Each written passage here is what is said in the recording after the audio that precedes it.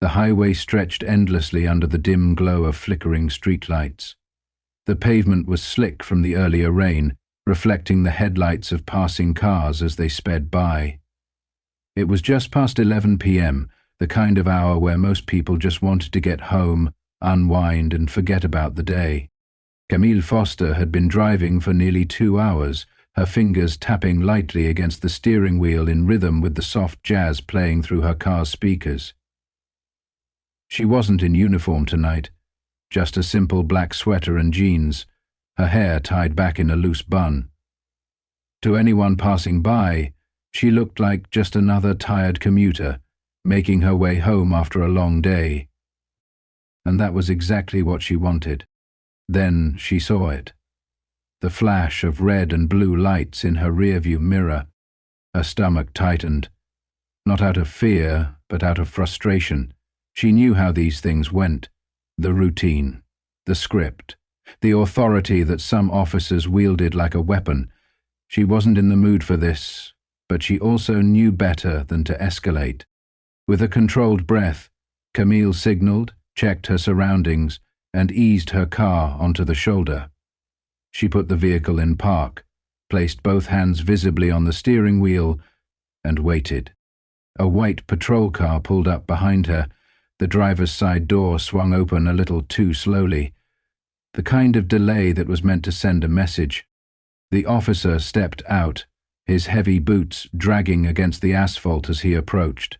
His posture screamed dominance, the kind of arrogance that came from knowing he had power and expected everyone to obey. Camille glanced at the side mirror, catching a glimpse of the badge as he neared. Sergeant Richard Monroe. He didn't greet her, didn't ask if she was all right. He just flicked on his flashlight, shining it directly into her face. License and registration. The words were clipped, impatient, and absolute. Camille blinked against the glare but didn't move too quickly. She had been trained for moments like this. Not in this exact situation, but in countless briefings, military protocols, and crisis scenarios where staying calm was the difference between control and chaos. Slowly, she reached toward the glove compartment, keeping her movements measured. "Was I speeding, officer?" she asked, her voice steady. Monroe didn't answer right away. Instead, he took the documents from her hand and held them just out of reach, his eyes scanning her car. Then he smirked. "Taillights out?" Camille frowned. That couldn't be right. Her car had been checked recently. When she opened her mouth to respond, Monroe's expression hardened. "Are you arguing with me?" A beat of silence passed, and in that moment she knew exactly what kind of night this was going to be. A heavy stillness settled in the air, broken only by the distant hum of cars passing by, their headlights slicing through the darkness. Camille kept her hands steady on the steering wheel, her breathing even. She had handled high-pressure situations before, on military bases, in critical decision-making rooms, in moments where precision meant survival. This wasn't the same, but it was a different kind of challenge. Sergeant Richard Monroe adjusted his stance slightly, radiating the kind of self-assurance that came with unchecked authority. He leaned in, peering at Camille through the open window, his gaze sharp, expectant. "Step out of the vehicle." Camille remained still. "May I ask why, officer?" Monroe's lips curled into a faint smirk as he straightened. "Because I said so." There it was. No valid explanation, no real justification, just a command designed to reinforce his perceived control. Camille exhaled slowly, then reached for the door handle. Her movements were intentional, measured, giving no room for misinterpretation. She wasn't about to let this situation spiral. As she stepped out, the cool night air wrapped around her, contrasting sharply with the simmering heat of frustration rising in her chest. She wasn't nervous. She was simply exhausted by the all-too-familiar pattern. Monroe took a step back, scanning her from head to toe. His eyes lingered, assessing, expecting hesitation, maybe even unease. But Camille stood tall, her posture effortless yet firm, a quiet assertion of self-respect. Face the car, hands on the hood. Camille paused, not in defiance, but in principle. I need to understand why, officer. Monroe's smirk flickered. Are you refusing to cooperate? She knew where this was headed, the subtle shift in tone, the attempt to control the narrative. Camille met his eyes, her voice calm. No, Sergeant.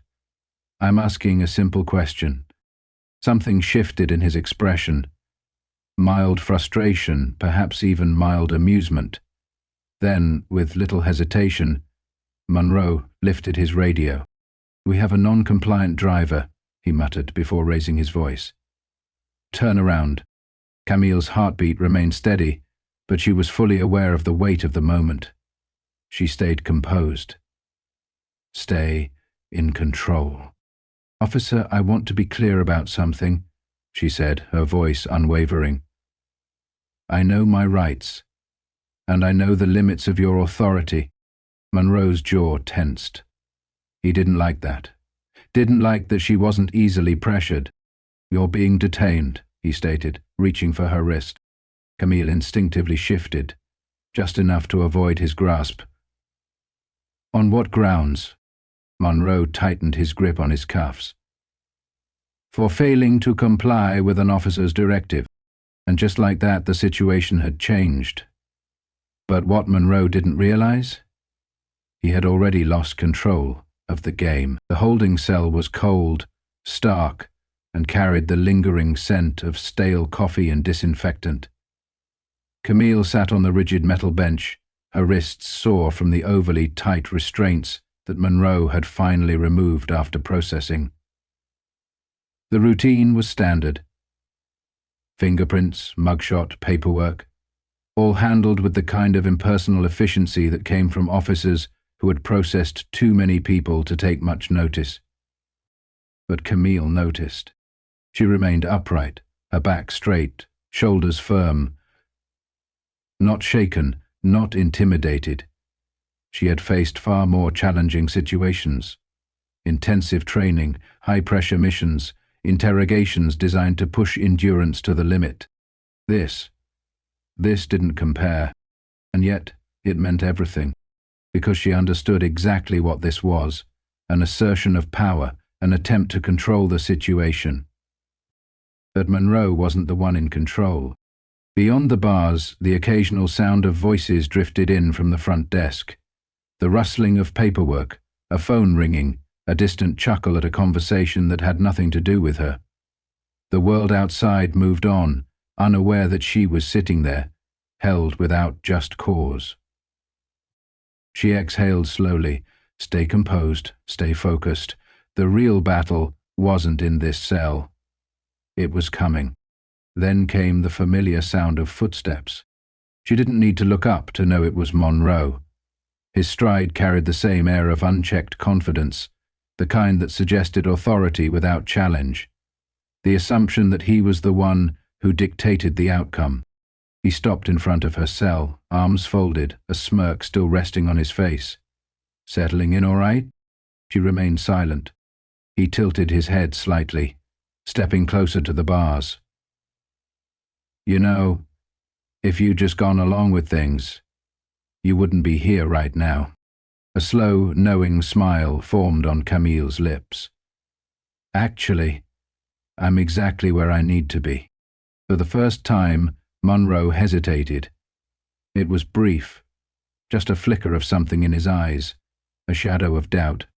Then he scoffed, shaking his head. No one's coming for you tonight. Looks like you'll have some time to reflect on that attitude. Camille remained composed, unwavering, because she knew something Monroe didn't. As if on cue, another officer approached, a younger man, probably in his late 20s, clipboard in hand. He shifted on his feet, looking uncertain. Sergeant, he said carefully, glancing between Monroe and Camille. We just got a call. You might want to take this. Monroe barely spared him a glance. Handle it yourself. The officer hesitated. It's an attorney, and someone higher up. That made Monroe pause. His smirk faltered, just slightly. He turned back to Camille, his expression shifting as realization crept in. He hadn't just detained anyone. He had made a serious mistake. Monroe's jaw tightened. The smirk was gone now, replaced by something colder. Unease. Camille remained seated on the metal bench, calm, composed, but watching him carefully. She had seen this look before.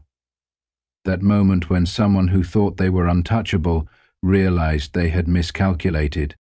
The young officer hesitated. "Sergeant, they're asking for details about the arrest. They want to know why she's being held." Monroe exhaled sharply, rolling his shoulders like he was shaking off a weight. "Tell them she was non-compliant, that she resisted." The younger officer swallowed hard. "They're requesting body cam footage." Silence. For the first time that night, Camille saw uncertainty creep into Monroe's expression, because they both knew what that footage would show. No aggression, no resistance, no crime. Just a woman standing her ground against a man who had decided, long before stopping her, that she was beneath him. Monroe turned his gaze back to Camille, his fists clenching at his sides. She was still watching him, still calm. And that bothered him more than he wanted to admit. "Who did you call?" he snapped. Camille's lips curved into the faintest smirk.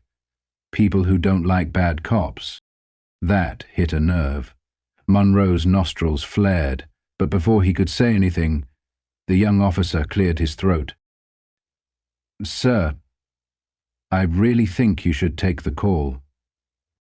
Monroe's jaw twitched, but he knew he had no choice. With a sharp inhale, he turned on his heel and stormed off toward the front desk. Camille exhaled slowly, letting her shoulders relax. The tide was turning. Minutes passed. Then more. She could hear Monroe's voice, low and tense, arguing with someone over the phone. Then another officer's voice, steadier, more authoritative. Then came the footsteps. Monroe returned, but something was different now. His face was pale, his cocky swagger noticeably absent. He unlocked the cell door without looking at her. "Good up." Camille didn't move right away. "Am I free to go, Sergeant?" she asked, her tone polite but razor-sharp. Monroe clenched his jaw. "Get out." Camille stood slowly, straightened her sweater, and stepped toward the open door. She didn't gloat. She didn't need to. The shift in power was already clear. As she walked past him, she stopped just long enough to say, "You should probably start looking for a lawyer." Monroe stiffened, but she didn't give him the satisfaction of seeing her smile as she walked away. The courtroom was silent except for the occasional shuffle of papers and the low murmur of attorneys exchanging last-minute notes. Camille Foster sat at the defendant's table, not as a criminal, but as a woman who had been wrongfully arrested and was now about to see justice unfold. Across the room, Sergeant Richard Monroe sat stiffly in his chair, arms crossed, jaw clenched. His usual arrogance had been replaced by something else. Frustration, maybe even fear. The judge, Alan Kirkwood, adjusted his glasses and cleared his throat. "Let's get started. The state has brought concerns regarding the arrest of Lieutenant Commander Camille Foster. Prosecutor." The prosecutor, a sharp-eyed man in his 40s, rose from his seat. He wasted no time. "Your Honor, we have reason to believe that Sergeant Richard Monroe engaged in misconduct during the unlawful detention of Miss Foster. Not only was there no valid reason for the arrest, but body cam footage contradicts his claims of non-compliance." A murmur rippled through the room. Monroe sat up straighter, his fists tightening on his lap. The judge glanced at him over the rim of his glasses. "Sergeant Monroe, care to explain?" Monroe cleared his throat. "Your Honor, the defendant was acting suspiciously during the stop, She refused to comply. The prosecutor barely concealed his smirk as he lifted a file. Really? Because the footage suggests otherwise. Let's take a look. A screen lowered at the front of the courtroom. The video played. Monroe's voice filled the room. Sharp, authoritative, but also unjustified. The footage showed Camille remaining calm, compliant, and asking simple, legal questions. Then came the moment of escalation, Monroe ordering her out of the car with no legal grounds, gripping his cuffs, threatening arrest without cause. The silence in the courtroom was deafening when the footage ended. The judge exhaled slowly, his expression unreadable. Sergeant Monroe, you stated the defendant resisted. The footage shows otherwise. Can you explain that? Monroe shifted in his seat, his face reddening. She was being difficult. The prosecutor shook his head. No, Sergeant, she was asserting her rights. The judge leaned forward. Sergeant Monroe, your conduct is deeply concerning. This court will not tolerate abuses of power. Effective immediately, all charges against Lieutenant Commander Foster are dismissed. The gavel came down. Monroe's face drained of color. Camille let out a slow breath, standing with measured grace. She had won. But more importantly, she had exposed the truth. As she turned to leave, she caught Monroe's eye. I told you, she said softly. You should have looked for a lawyer. The courtroom gradually emptied, but quiet murmurs still lingered as people processed what had just unfolded. Monroe remained in his chair, motionless, his complexion pale, his fists tightening against the weight of the judge's decision, the dismissal of charges, the formal reprimand of his actions. He could feel the weight of every gaze in the room. Fellow officers, court personnel, even journalists who had arrived after the case had drawn attention. He wasn't accustomed to this.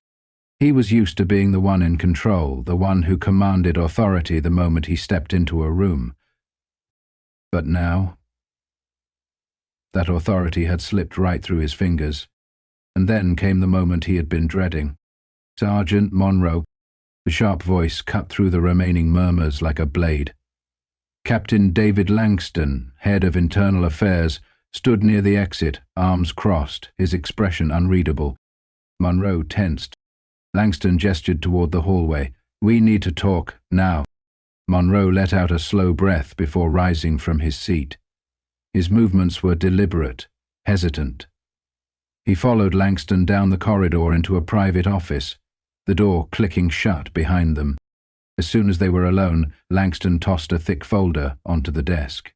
What exactly were you thinking? His tone was level, but there was an unmistakable weight behind it, the kind that signaled the damage had already been done. Monroe's jaw tightened. I was just doing my job. Langston let out a dry scoff. Your job?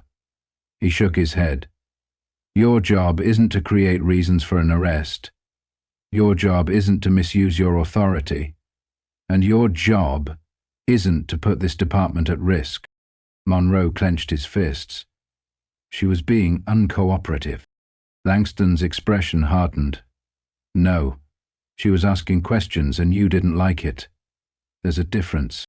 The silence between them stretched uncomfortably. Langston finally exhaled, straightening his posture. The district attorney's office is reviewing your past 5 years of arrests. You've been flagged for targeting drivers unfairly.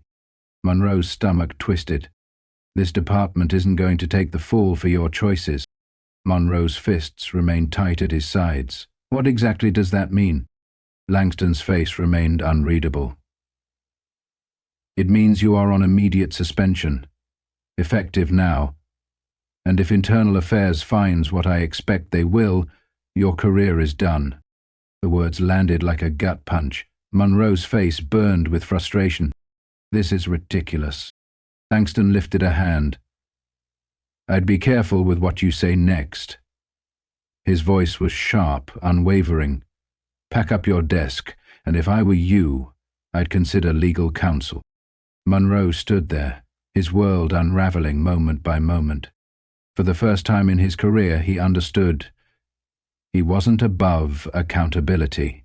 The sun hung low in the sky as Camille Foster stepped out of the courthouse, the crisp autumn air carrying a quiet sense of finality. She had won. Not just her case, but something bigger. This wasn't just about one wrongful arrest.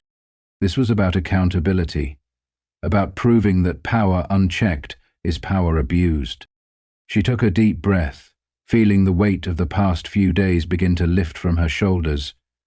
The fight wasn't over, not for her, and certainly not for the countless others who had been in her position but didn't have the voice, the rank, or the legal team to fight back.